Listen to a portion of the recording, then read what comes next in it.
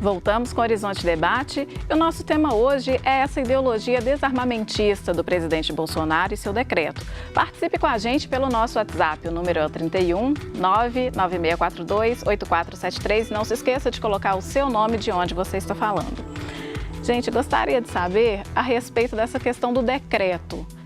Alguém falou, me parece que foi o Rodrigo que falou ao longo do primeiro bloco, que o decreto foi uma promessa de campanha do presidente Bolsonaro. Mas o decreto, essa questão da abertura do uso de armas, né? Foi uma decisão tomada durante a campanha, uma promessa de campanha.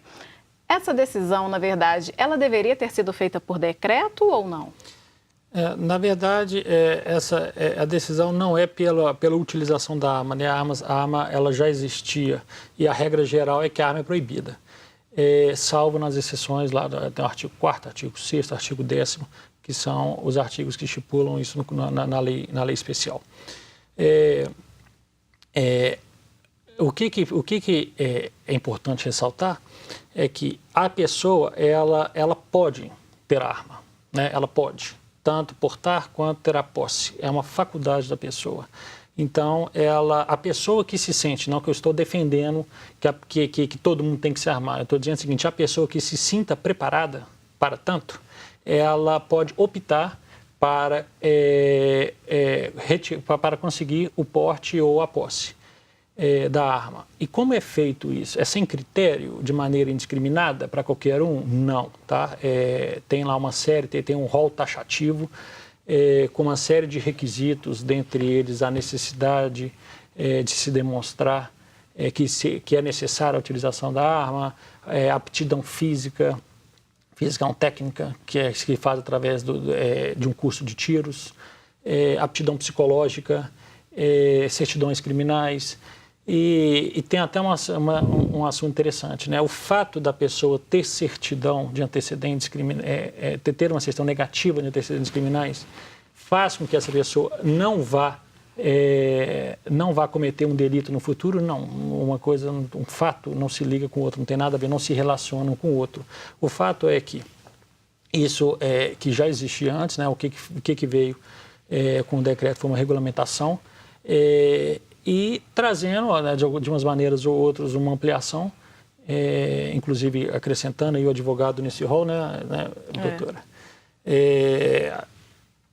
Haveria ou não necessidade? Seria bom ou não? Nós vamos ver o que vai ser dessa decisão, né? A gente não tem estatísticas ainda, esse fato é muito novo, né? O fato é que aumentou sim essa possibilidade das pessoas portarem e ter a posse, desde que, obviamente, cumprir os requisitos taxativamente elencados.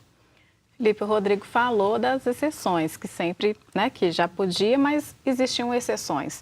Agora inverteu, hoje não existem mais exceções, porque abrange tanta gente, inclusive a nossa categoria. Né? Assim, eu queria falar uma coisa primeiro sobre a questão da forma como foi feita. De fato, foi uma promessa de campanha. Como promessa de campanha, serviu para ganhar voto, né? Agora, não é uma política pública. Foi se instalado uma legislação por meio de um decreto presidencial completamente à revelia de discussões, de estudos, de levantamentos. Tudo isso foi descartado para que uma promessa de campanha fosse cumprida.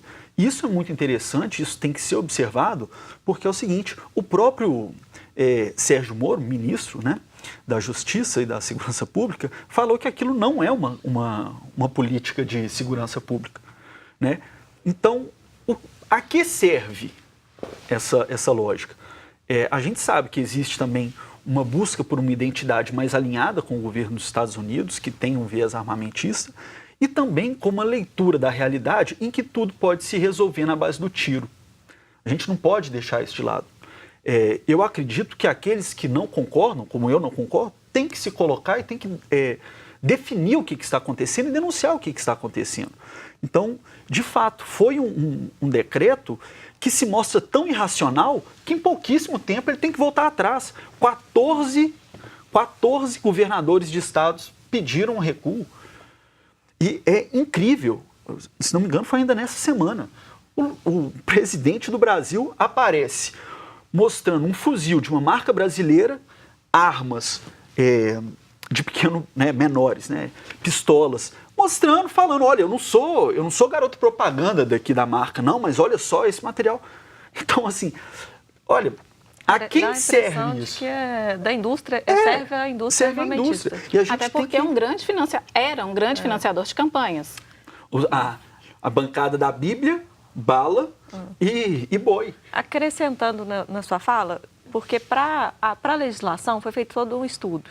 É feito um projeto de lei, passa por uma comissão técnica, depois passa pelas 2 casas legislativas, entra em debate, discussão, e depois disso a questão da sanção, promulgação e publicação.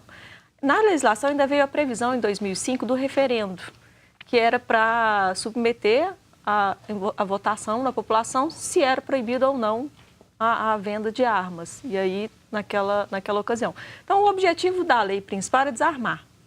Aí vem o decreto, o objetivo do decreto seria regulamentar, mas ele veio com um objetivo diferente, totalmente diverso. A lei desarmar e o decreto armar. É dentro desse parâmetro que entra as discussões de legalidade ou não. E aí vem essa questão da fragilidade, que em poucos dias muito já foi alterado, como né? tudo e mais dentro desse governo. Tudo muda, nada é constante. Eu até falo que se você quiser já dentro o que alterou, aumentou a possibilidade de certas categorias, já se considera que a necessidade, né, da utilização da arma para algumas categorias, já se presume. E aí você compra a arma, daqui a um mês o decreto é considerado inconstitucional, porque tem várias ações já diretas de inconstitucionalidade. Então, eu até sugiro, não compre.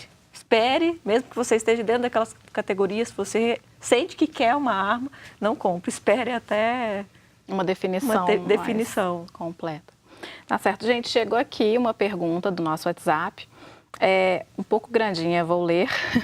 Boa noite, sou de BH. Quanto custa aos brasileiros, assassinos, corruptos, traficantes, estupradores, pedófilos e sequestradores soltos? Porque o governo anterior não respeitou a decisão soberana da população quando foi o próprio governo que chamou os brasileiros a opinarem, provavelmente falando a respeito do referendo de 2005.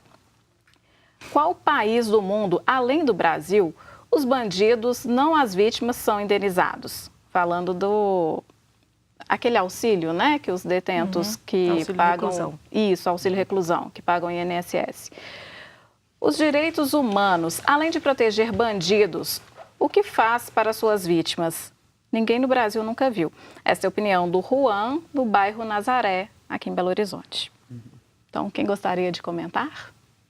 Bom, assim, infelizmente eu vejo uma série de lugares comuns nessa defesa do Juan. Eu acho que a gente não pode se submeter a isso. Achar que o bandido, quem está preso na cadeia, não merece ser tratado com dignidade, não merece sequer uma cadeia digna, tem que viver numa masmorra. Eu acho que essa pessoa não compreendeu o que é civilização. Então nós temos que saber muito bem onde nós estamos e o que nós queremos. Olha só, justificar um crime do bandido para se cometer um crime contra o bandido é se render ao modus operandi daquilo que é errado, daquilo que nós entendemos como errado. Mas, vamos lá. O bandido que rouba, que assalta a mão armada, qual que é o impacto dele real, né, sobre uma sociedade? Olha, eu posso dizer que eu convivo com muitos trabalhadores, sou de sindicato, e a gente sabe que muitos trabalhadores têm muito mais, vamos dizer assim, remuneração roubada pelo patrão que não paga as leis trabalhistas do que um assaltante de banco. E ninguém vai colocar o dono de uma grande empresa atrás das grades justificando que ele é um ladrão dessa forma. E, olha, em várias empresas, muita gente vai dizer a mesma coisa. eu nunca fui tão roubado numa rua, num assalto, quanto fui roubado dentro do meu local de trabalho pelo próprio patrão. Então, assim, existe uma discrepância em se julgar o que é o roubo, quem que está roubando, quem que está furtando.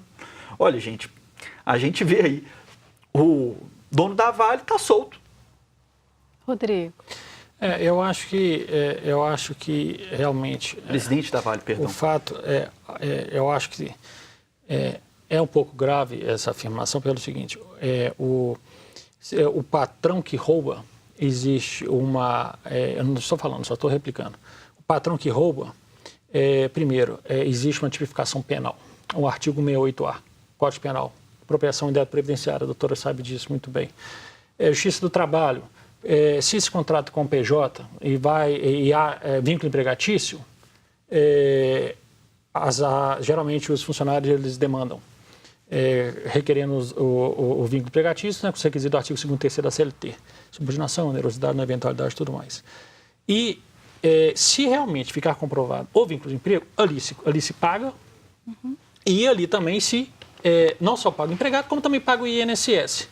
O fato é muito bem colocado pelo Juan, é o seguinte, a gente escuta muito realmente essa situação de que o bandido deve-se focar nele. É claro, não se deve tratar uma pessoa de maneira desumana, é óbvio, isso é claro, ninguém nunca. Mas também não se pode verificar, eu vou dar um exemplo. Eu ouvi falar de um assalto que ocorreu em uma residência em que uma pessoa armada entrou na casa, pegou o menino, pegou o fio do telefone, envolveu essa criança, amarrou essa criança com o fio do telefone, encheu ela de álcool e falou que ia botar fogo na frente dos pais. Isso é revoltante. Pelo menos me revolta, eu não sei se revolta mais alguém, porque o que passa na cabeça dessa criança, o que passa na cabeça desse pai, esse dano é reversível ou não? Acredito que seja irreversível, tá? Então, o que eu entendo? Deve tratar de maneira desumana? É óbvio que não, mas também deve-se pontuar cada situação. Todo mundo trabalha? Vamos trabalhar? Vou te interromper rapidamente para a gente continuar esse assunto no próximo bloco, ok? Sim. E eu continuo esperando a sua companhia. Fica aqui com a gente e a gente volta logo depois do intervalo. Até já.